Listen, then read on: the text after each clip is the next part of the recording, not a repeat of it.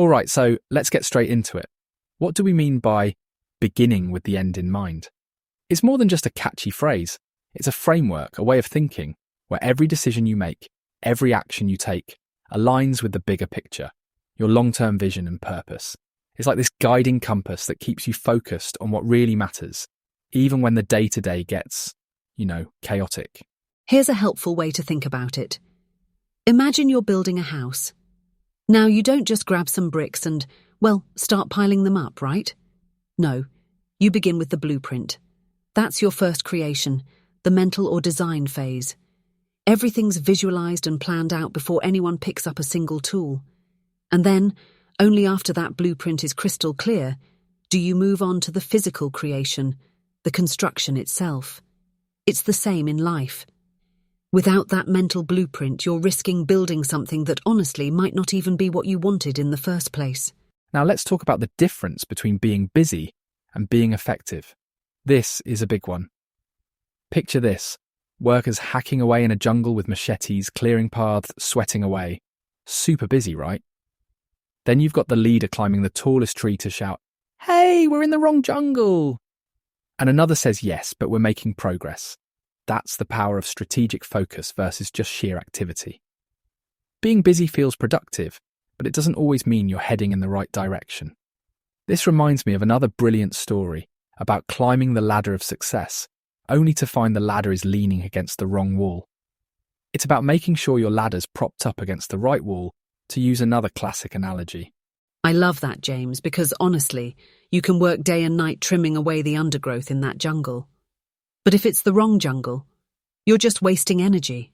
And for what? Effectiveness comes when there's clarity on the end game.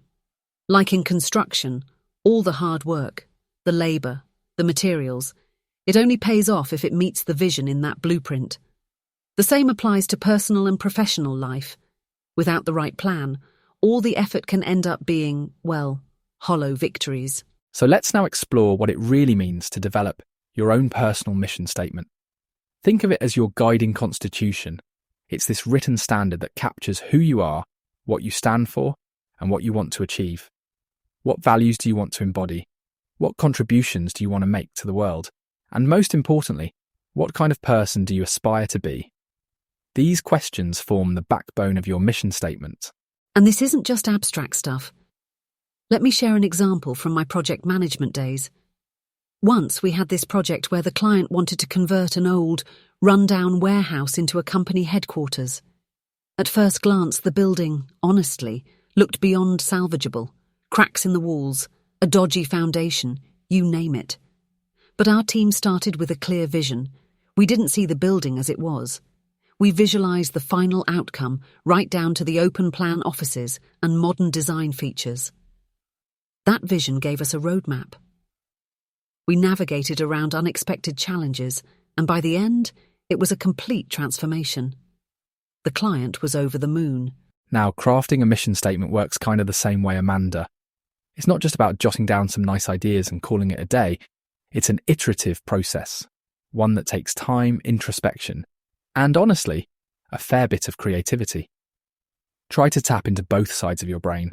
The logical side will break things down into specifics, but the creative side, that's the one that helps you dream bigger and connect the dots.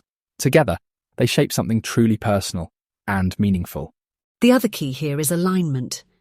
Your mission statement needs to reflect your core principles, those unchanging truths about what's right and important. And once you've got it, it becomes your compass. Use it to guide your decisions, from the big life choices all the way down to those daily actions that might seem, small. When your actions line up with your principles, that's when you start living with real purpose. Now let's talk about visualization. This right here is one of the most powerful tools for personal leadership. Think about it. Almost all world-class athletes, top performers in their fields, they don't just wing it. They visualize their success before it even happens. They see it, feel it, practically live it in their minds before taking the first step. And that's no coincidence. It's about priming your mind to focus on the end result and aligning every action towards that goal. Here's a simple exercise you can try. Close your eyes and imagine one of the big milestones in your life. It could be your retirement day, a major career achievement, or even your 50th wedding anniversary. Really picture it. What do you see? Who's there? What are they saying about you? The things you'll hear, the atmosphere, your emotions in that moment. This practice can feel a bit, abstract at first, but the more details you fill in, the clearer your vision of success becomes. And once you've got that clarity, it becomes a benchmark, something to measure your progress against. That's brilliant, Amanda. I'm reminded that everything is created twice. First in our imagination, then with hard work and persistence manifested in reality. But let's not forget, personal leadership is an ongoing process. It's not about reaching a destination and then clocking out. No, it's about staying aligned with your values day in and day out. And can I just say, integrity? Integrity is absolutely key here. Without it, all the planning, all the visualization, it starts to fall apart. Integrity is what gives weight to your actions, what ensures you're staying true to your principles, even when life throws you curveballs.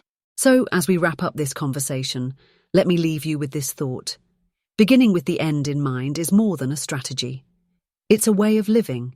It's about keeping your long-term vision front and center, about making decisions that align with that vision and your core values. It's about creating a life of purpose, step by step. And honestly, it's never too late to start. Maybe today's the day to pause, take a good look at that mental blueprint, and ask yourself, am I building the life I truly want? On that note, we'll see you next time. Take care.